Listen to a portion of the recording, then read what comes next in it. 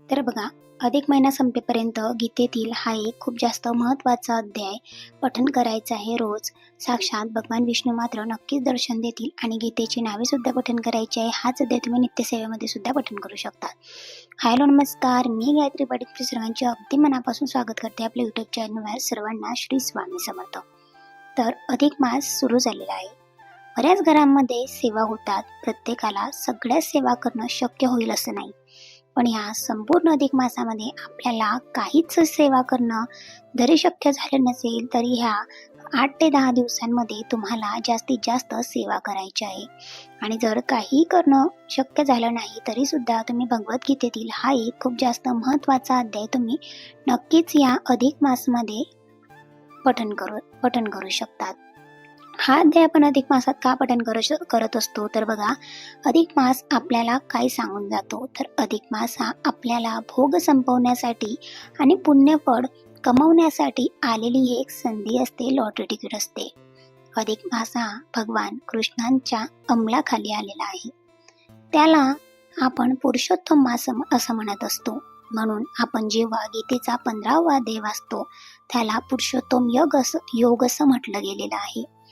गीतेचा 15वा अध्याय वाचतो त्याला पुरुषोत्तम योग असं म्हटलं जातं. जेव्हा या संपूर्ण अधिक महिन्यामध्ये आपण दान करण्याला जास्त भर देतो, देवाला किंवा आपल्या जवळच्या लोकांना आपण दान धर्म करतो, वाण देतो, तर ह्या संपूर्ण पुरुषोत्तम मासामध्ये आपल्याला जास्तीत जास्त त्याचं फळ मिळत असतं.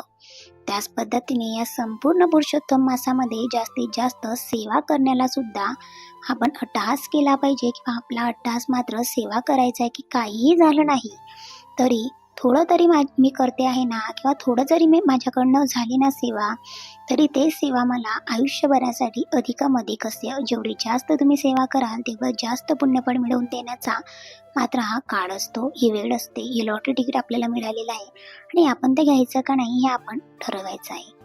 पण काही गोष्टींना आपल्याला जावंच लागतं, किंवा बऱ्याच ठिकाणी असं होतं का मला काही प्रॉब्लेममुळे, काही अडचणींमुळे मला हा महिना 8 ते 10 दिवस सापडले किंवा 4 ते 5 दिवस सापडले, पूर्ण महिना माझा असाच गेला आणि माझ्याने जास्तीत जास्त सेवाच झाली नाही, किंवा कुठे लग्नाला गेले, माहेरी गेले.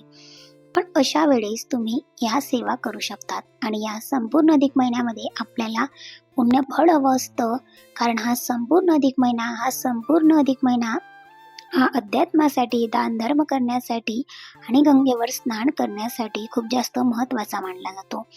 दान करण्याला प्रचंड महत्त्व आहे आणि म्हणून आपण यथाशक्ती दान करत असतो. आणि भगवद्गीतेमध्ये किंवा भगवद्गीतेची आपल्याला प्राप्ती व्हावी असं प्रत्येकाला वाटत असतं.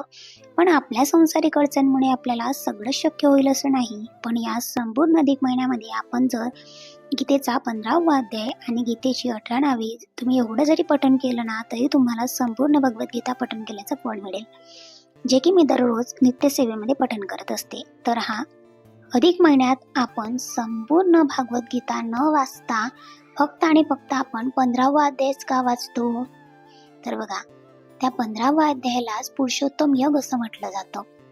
पुरुषोत्तम म्हणजे साक्षात श्री भगवान श्रीकृष्ण, भगवान श्रीहरी विष्णू, आणि आपल्याला याची प्राप्ती व्हावी, यांचा कृपाशीर्वाद आपल्याला व्हावा. 15वा अध्यायात हे सांगितलं आहे का आपला संसारिक आयुष्यातून आपल्याला भगवद्गीतेची प्राप्ती व्हावी आणि आपलं संसारिक आयुष्य सुखी व्हावं, किंवा आपण आपल्या प्रपंचामध्ये एवढे गुंतलेलो असतो आणि आपल्याकडून परमेश्वराची सेवा होत नाही.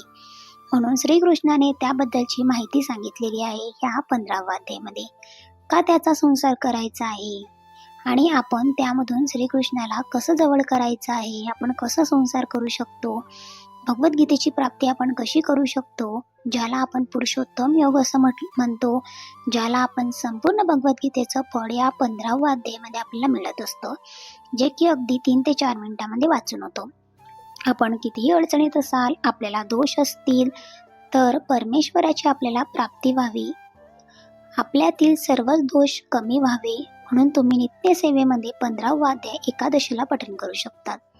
पण नाही शक्य झालं तर गुरुवारी आणि एकादशीला 15वा अध्याय आणि गीतेची 18 नावे तरी तुम्ही पठण करू शकतात. बघा, आपण दर एकादशीला संक्षिप्त श्रीमद भागवतचं पठण करत असतो. गीतेचा 15वा अध्याय पठण करत असतो, गीतेची 18 नावे पठण करत असतो आणि हेच आपल्याला परमपूज्य माऊली प्रत्येक एकादशीला सांगत असतात. आपल्याला हे ग्रंथ ऑनलाईन देखील आपल्याला मिळतील किंवा तुमच्याकडे नसेल तर तुम्ही केंद्रातून सुद्धा नित्यसेवा घेऊ शकता. त्याच्यामध्ये दररोजच्या नित्यसेवेमध्ये सुद्धा आपल्याला हे दिलेलं आहे. त्याचबरोबर भगवान विष्णूंची अति उच्च कोटीची सेवा जी प्रत्येकाच्या घरात आता सुरू आहे आणि ते म्हणजे अतिशय सुंदर, दिव्य आणि तितकंच महत्त्वाचं ते म्हणजे विष्णू सहस्त्रनाम. आणि विष्णू सहस्त्रनामाचे फायदे अगणित आहेत. फक्त पैसा मिळावा, भगवान विष्णूची कृपा प्राप्त व्हावी म्हणून आपण विष्णू सहस्त्रनामाचं पठण करतो का? तर अजिबात नाही. आपण जर 12 एकादशी जर तुम्ही विष्णू सहस्त्रनाम पठण केलं तर कितीही प्रकार पितृदोष असेल तर तो निश्चितच कमी होतो. पितरांच्या मुक्ती आणि तृप्तीसाठी विष्णू सहस्त्रनामाचं पठण केलं जातं. बघा, काही लोकांना रात्रीची झोप लागत नाही, सतत विचार असतात, इतरांचे विचार, स्वतःचे विचार आणि त्याच विचारांमध्ये आपण जास्त गोंधळून गेलेलो असतो किंवा झोप येत नाही. आणि जर तुम्ही शांत आणि एकाग्र चित्ताने विष्णू सहस्त्रनाम पठण जरी केलं, श्रवण जरी केलं, तरी आपली हळूहळू विचारशक्ती, विचारसरणी आपली सुधारायला लवकर मदत होते. विचारातून आपल्याला मुक्ती मिळते, अडकलेल्या कामांतून आपल्याला मार्ग मिळतो आणि रात्रीची शांत झोप आपल्याला मिळत असते. विष्णू सहस्त्रनाम अतिशय सुंदर, दिव्य आणि हळूहळू ते नक्कीच आपलं पाठ होतं जेव्हा आपण कंटिन्यू ऐकत असतो, रोज रोज श्रवण करत असतो, पठण करत असतो. या अधिक महिन्यात रोज विष्णू सहस्त्रनामाचं पठण करणार, श्रवण करणार, कारण याचे अगणित असे फायदे आपल्याला मिळतात. भगवान श्रीहरी विष्णू हे जगाचे चालक, मालक आणि पालन करत आहेत. मग ते सगळ्या जगाचा सांभाळ करतात, तर ते तुमचा, माझा का नाही सांभाळ करणार? त्याच पद्धतीने ते अतिशय सुंदर आहे म्हणजे विष्णू सहस्त्रनाम.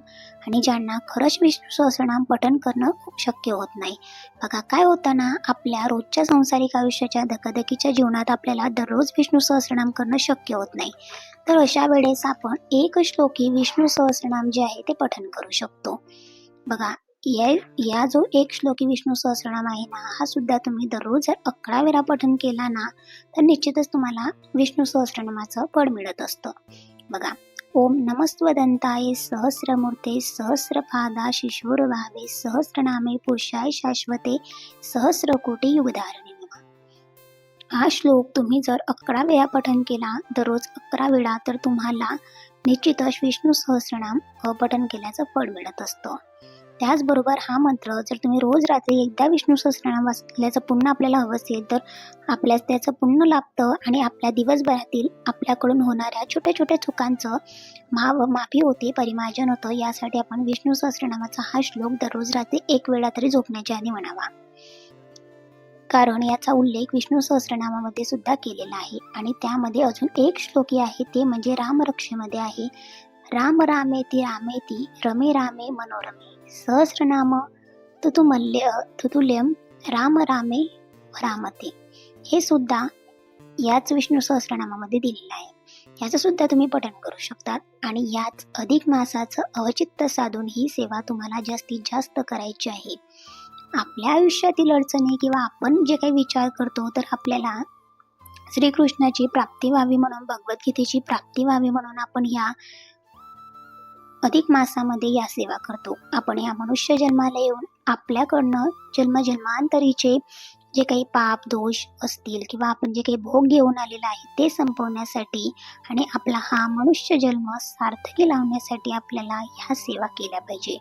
तुम्ही नित्यसेवेमध्ये सुद्धा करू शकतात. अगदी मराठीमध्ये दिलेलं आहे, खूप सुंदर आहे, छोटंसं आहे, लवकर वाचून होतं आणि जास्त वेळ सुद्धा लागत नाही. आणि विष्णू सहस्त्रनाम एक श्लोकी तुम्ही दररोज 1 वेळा तरी म्हणावं किंवा 11 वेळा तरी म्हणण्याचा या अधिक मासामध्ये निश्चय करावा किंवा प्रण करावा किंवा म्हणावं का मी 11 वेळेस तर दररोज म्हणेल किंवा विष्णू सहस्त्रनाम वाचेल. जे तुमच्याने शक्य होईल तेव्हा करावं.